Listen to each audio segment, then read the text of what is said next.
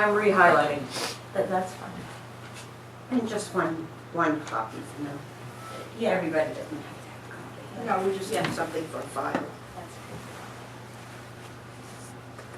All right, so we're ready to reconvene.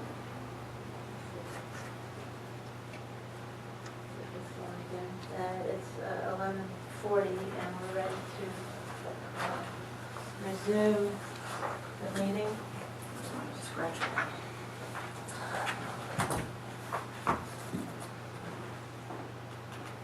Well, because we have so much information and we're trying to figure out how to digest vital information when the supervisors, I know I have for myself, I had put together kind of an analysis system to be able to evaluate, especially when there's conflict or maybe conflicting information. I thought it might be useful for us to go over with each other sort of what we had in mind in terms of how we would look at all this information. So if that's all right with you guys, I'll start out. When I started thinking about all this, I started asking myself, how would I answer to a challenge if I were a challenged voter? And what I had to think about was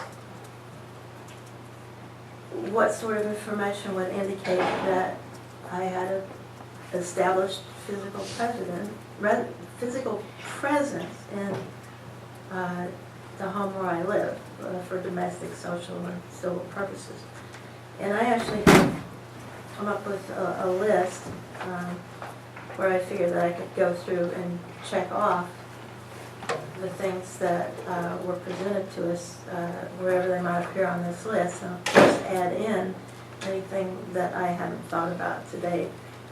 The types of things that we have looked at before and the types of things that I thought of, I'll just list them, and I try to list them in my own priority order as well, because this is all the individual judgment here is what it's going to come down to. My list starts out with a driver's license with a Guilford address, which is considered presumptive proof when someone is first registering. Motor vehicle registration in Guilford. I'll share this, I don't know if you want to which is also considered presumptive proof on registering. Children attending a Guilford school. Records of signing for registered mail in Guilford. Paychecks mailed to Guilford.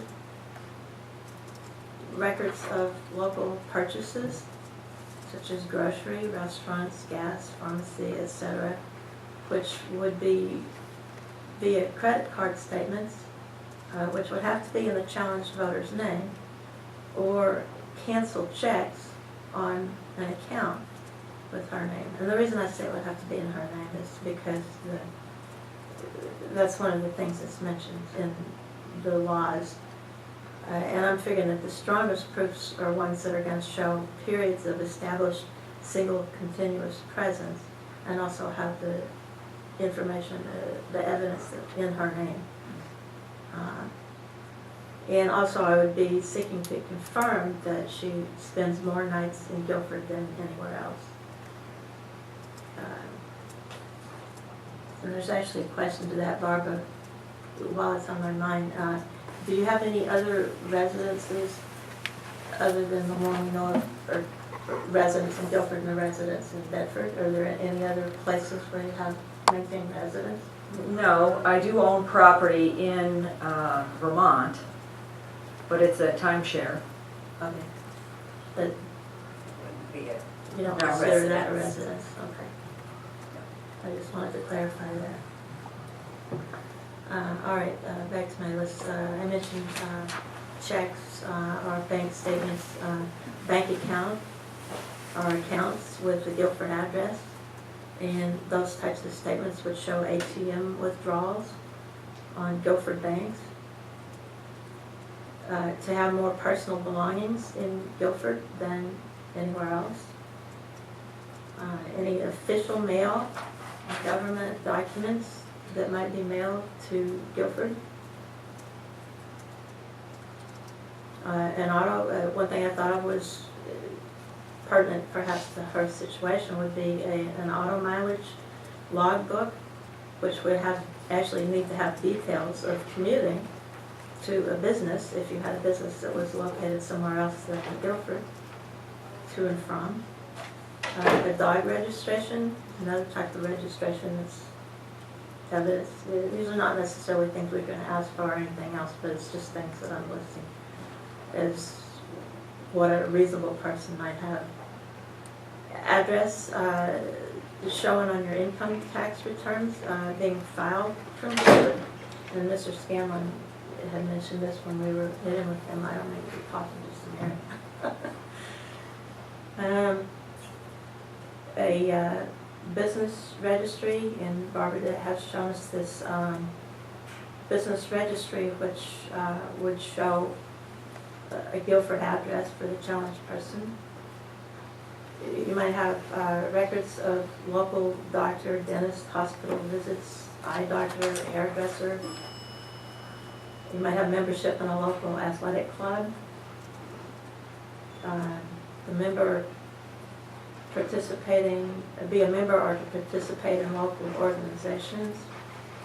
Church attendance. Receiving orders at the Guilford address. Mail order type things. Testimony of neighbors in Guilford that a person has a continuous presence there.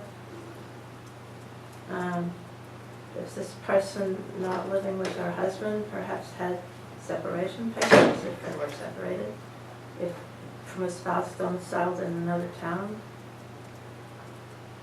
Regular monthly utility and cable bills, and if they were mailed to Guilford, that would increase their importance to me in my eyes. Utility bills that might show increased usage of our premium cable package added during the time of Guilford occupancy. Landline telephone bills showing regular costs from the Guilford residents. Mailed monthly subscriptions, such as magazines or Netflix. And then I've put in the lawsuits, the ZBA Guilford lawsuit, which shows a Guilford address, and also business registered with the state listing the owners in Guilford. Which actually,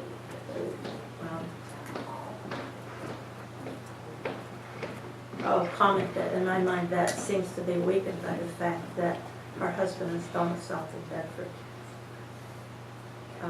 Certainly her statement and the credit card contributions, about credit card contributions being listed in the mailing address should be taken into account. And she has mentioned her grown children living in Guilford, and I just have that down in my notes already, which I made before this meeting, of course, but I'm not sure how that actually bears on anything, so I put that down at the bottom. I've made a separate list. In my mind, I tried to distinguish between things that would indicate a physical presence and things that would indicate an intent to maintain a domicile in Guilford, for civil purposes particularly. And this list includes running for public office, sponsoring warrant articles, being active in local politics, letters to the editor, active in state politics from Guilford, and other websites. So those are a lot of those types of responses that we already knew were going to be provided.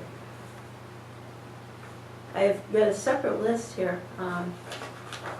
Well, let me discuss the one in Bedford first. I have a list of, in my mind, that would be potential evidence of residing somewhere else besides Guilford. And to me, that would be as having a spouse domiciled in Bedford, I'm sorry, I'm gonna say Bedford because that's what we're talking about. Having a motor vehicle registered jointly with a spouse in Bedford. Having a minor child in Bedford Public School and domiciled in Bedford. Guilford residential property record card showing the owner information addressed in Bedford. A Guilford tax card showing the owner of record with a mailing address in Bedford. And then indicating intent of domicile in Bedford, which of course we don't have a whole lot of, but I have it on my list. Civical political activism based in Bedford.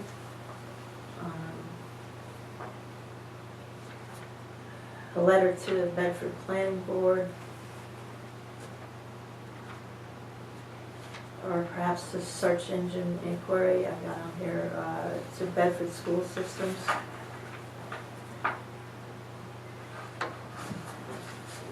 But I have a category as well for, those are the ones that to me would be, indicate that someone was not residing in Guilford. So there's this whole third category here that I had to make up, which to my mind is ambiguous and conflicting evidence of a domicile.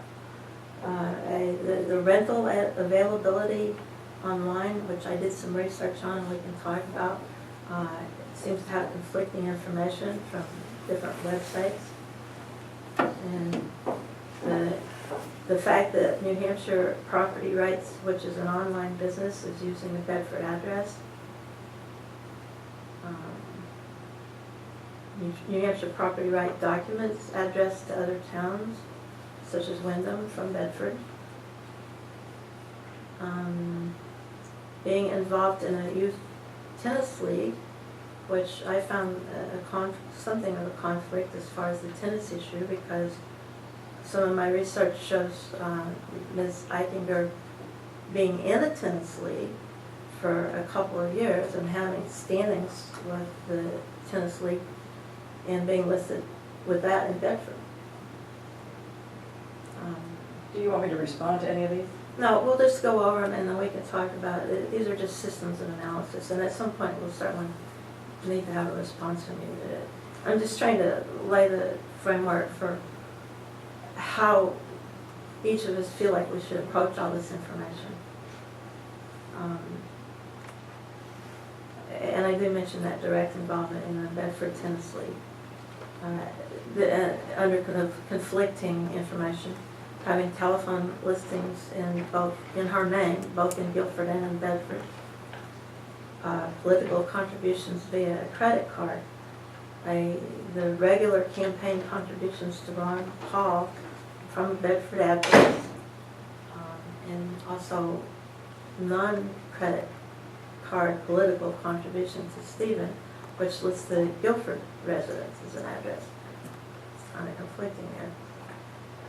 There's references to her name, as far as the number of references to her name on the Bedford Town website and the Guilford Town website, and the school district websites in both towns, and the explanation of her daughter being at school in Bedford, are the mailing of business or legal address listed as Bedford.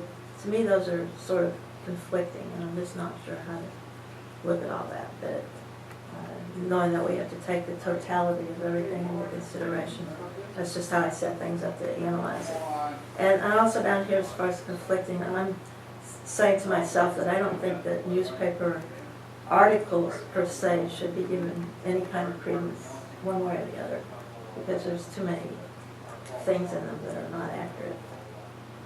I do feel that editorials where she has written letters to the editor should be considered somewhat more strongly, because those presumably are, straight from her.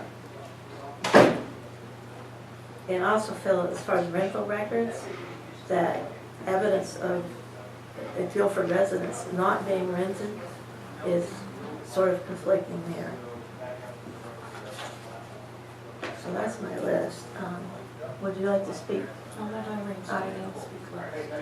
You have some just thoughts about how you're gonna analyze all this stuff?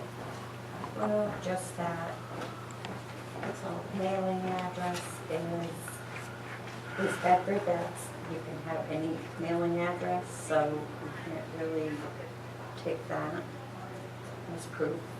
The children in school in Bedford, children can go to school anywhere, so we can't take that. I was going according to Mr. Warnick's letter Oh, that's fine, yeah. to prove or disprove, whatever. And her voting information that we have in the office states it as being in Guilford.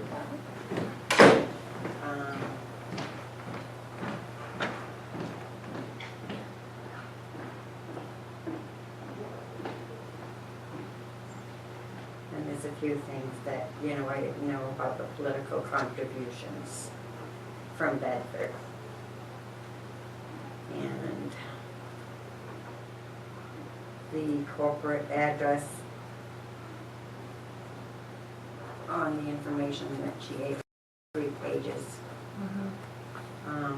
2011 and 2012 it was changed to Guilford. Prior to that was Bedford. But, so that's for 2 years. And I feel that Mr. Wernick cannot prove that she doesn't reside in Guilford for more or less than 6 months, which is what she has to reside in, the amount of time to be, to have a domicile here.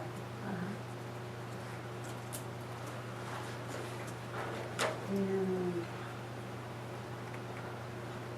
I don't know how long she's been voting here. I looked it up, it said 2008 on her record, and it's listed as Guilford.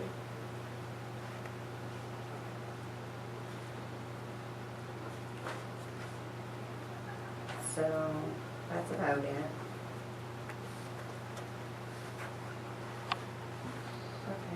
all right, thank you.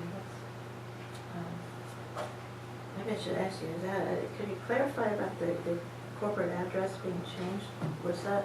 It's on those. Yeah. Not on this. Right. That's what I was thinking. Okay, 10, 11, and 12. Noticed something about that that I didn't. See these? Can you see these? Maybe I'm gonna let it too.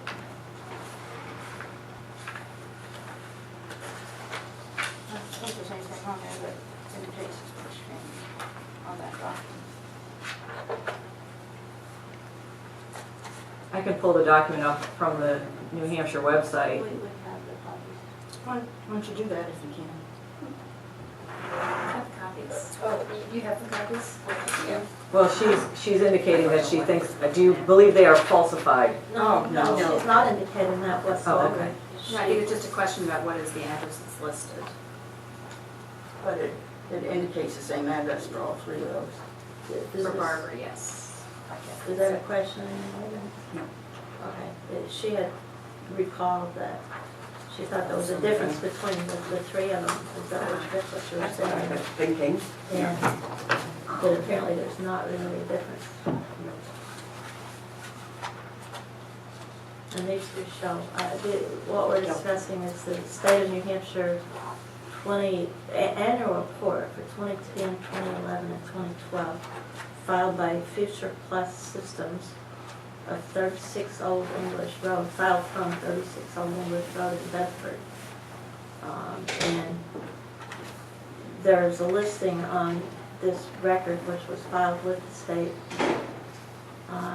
It's very clear the dates, styles, and the address of the principal office, the registered agent, all being in Bedford, but it also shows the officers as being Edward Eichinger, President, Treasurer, and Secretary, Barbara Eichinger as Vice President. Mr. Eichinger is shown at 36 Old English Road. Ms. Eichinger is at 558 Edgewater Drive, and she is also shown on the Board of Directors, both of them on the Board of Directors, again at 558 Edgewater Drive. So I just wanted to clarify that while it was on my mind. Thanks, Madam.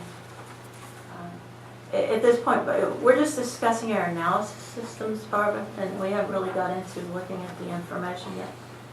Do you want to Yeah, speak to I'll that? read. Yeah, perfect. I approached this as if I were doing a research paper. I'm not quite as good with the justice scales as I am with doing research. And I would like to read what I have written because it took me hours and hours of looking through information, much of which Barbara gave us this morning, but I had links to, and I went hunting. And so I will just read what I have to say. I believe that definition and interpretation is foremost in this particular deliberation. It has been helpful to have met with Mr. Scanlon in this regard. I actually have gone to the dictionary. I'm old-fashioned. I went to Webster's again to give myself guidelines to the interpretation of RSA 654:1, or is it semicolon 1? Re-domicile. I looked at the categories of physical presence, domestic, social, and civil within the boundaries of intent. I also considered what the New Hampshire election procedure for 2010-2011, the most current available to me, in regards to what constitutes a legal vote. I quote, "The overriding consideration of how to count a ballot is the voter's intention.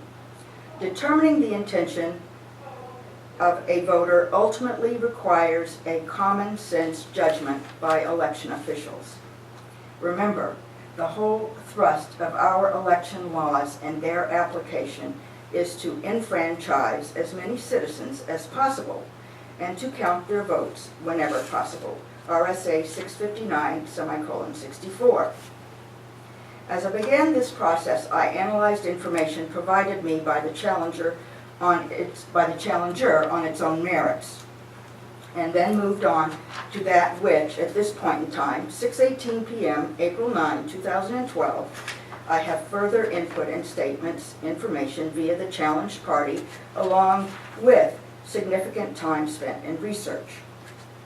The challenger presented his challenge in letter form with photocopies of internet documents, along with a photocopy of one newspaper article, parenthesis, date not quoted, to reinforce his challenge on the basis of a questionable domicile. The items in question were this, and I'm taking them directly from his challenge. Number one, where the person owns or rents property in which he or she sleeps more than any other place during the year. And he, in parenthesis, quotes, Mrs. Eichinger does own property in Guilford, 2 of them.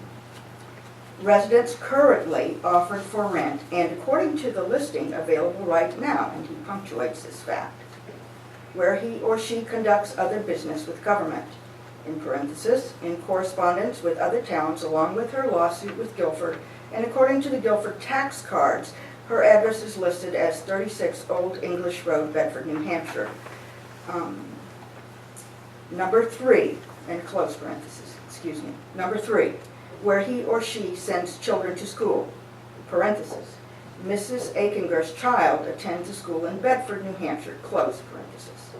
4, where he or she tells the United States Postal Service to deliver mail that must be signed for in person. Parenthesis, again, her mailing address is listed as Old English Road, Bedford, New Hampshire, not only on the Guilford tax card, but on political contributions to her website, NewHampshirePropertyRights.com, close parenthesis. Item 1. The Aikingers do own property, comma, 2 items of property for this particular challenge on Governor's Island, which is within Guilford boundaries. Our challenger notes that they are currently for rent. I believe that the particular focus was on the property at 558 Edgewater Drive. The website that was noted did show that the property was rentable. The challenger highlighted that the property was available now, along with the second property adjacent. At the time of the challenger's letter/documentation, it does appear that the property was for rent for 2 weeks in March, but none in April and May. Correct me if I am wrong.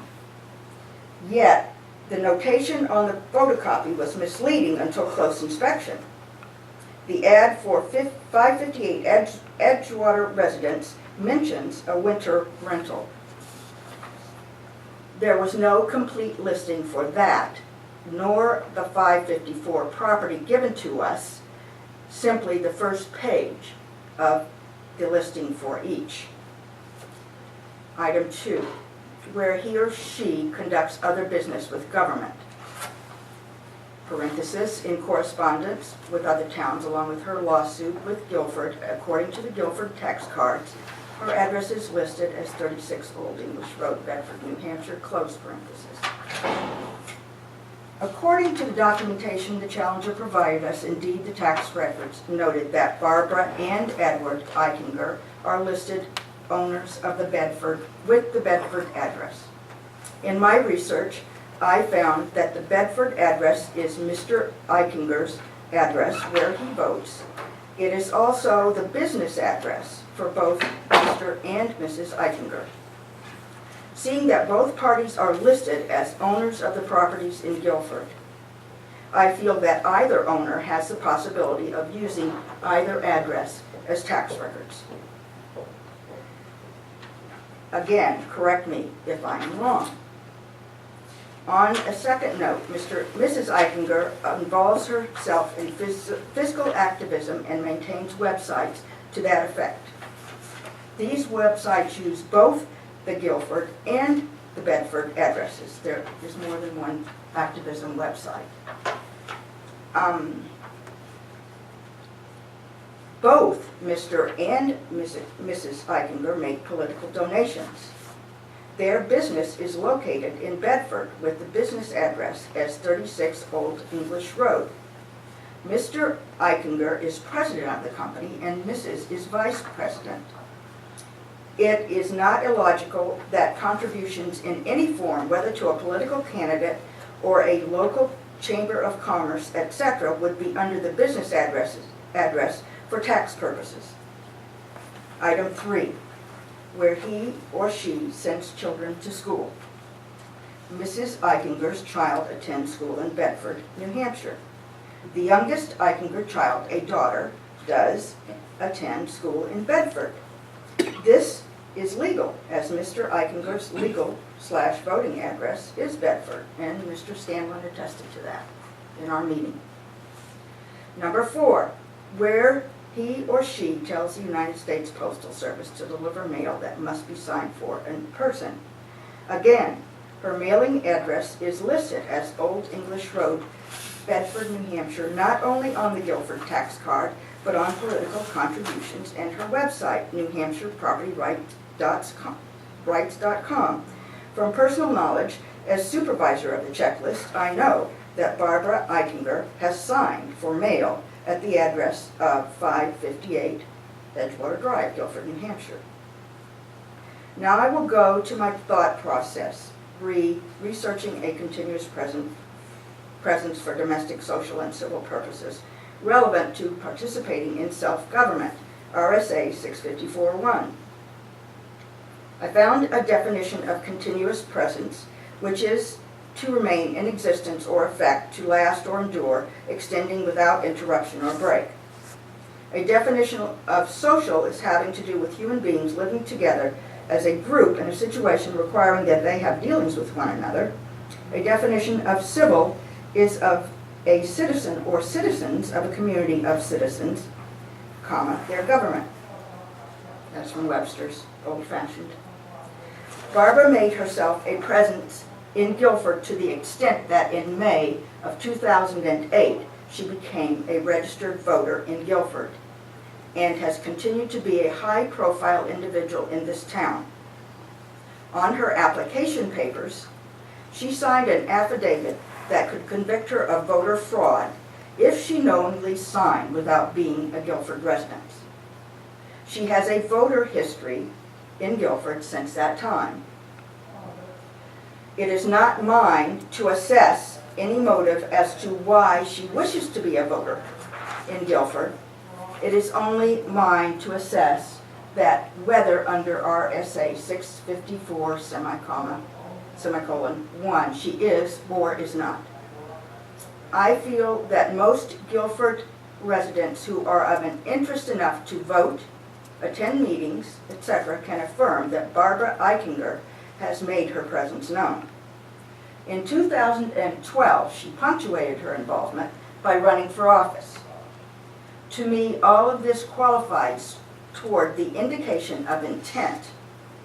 Barbara has shown that whether each of us agrees or not with her approach to fiscal government, she has had many dealings with the town of Guilford.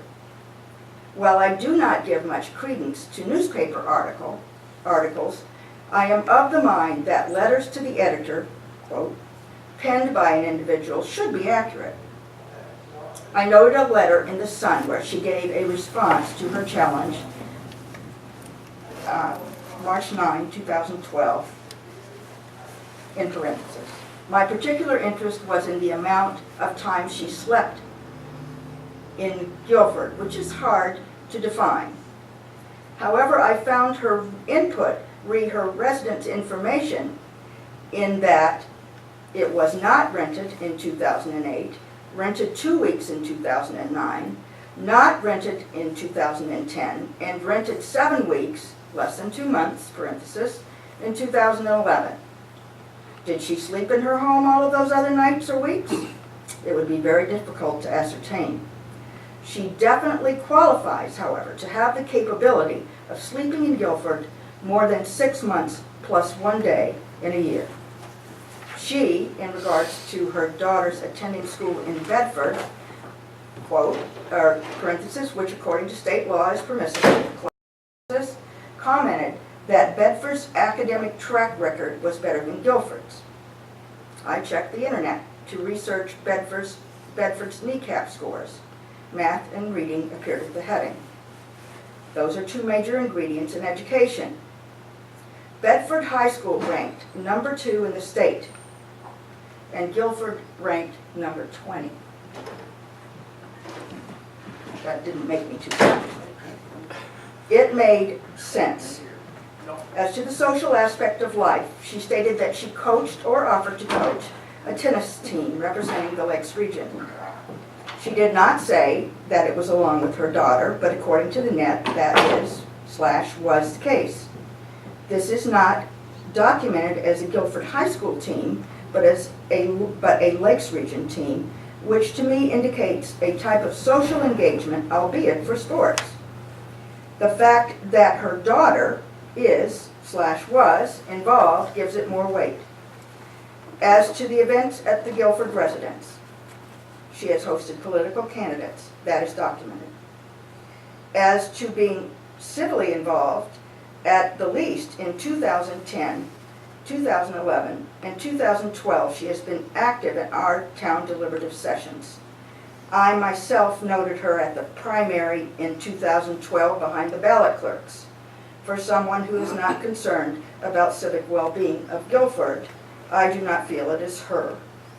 I am not clairvoyant, nor do I have any particular insight into either the challenger or the challenged. I can only make a common sense judgment call on that which I have access to. Thank you. Mary Valone.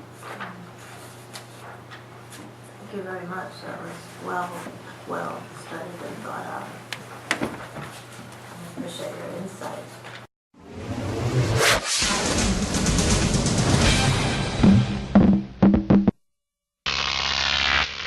Croc TV.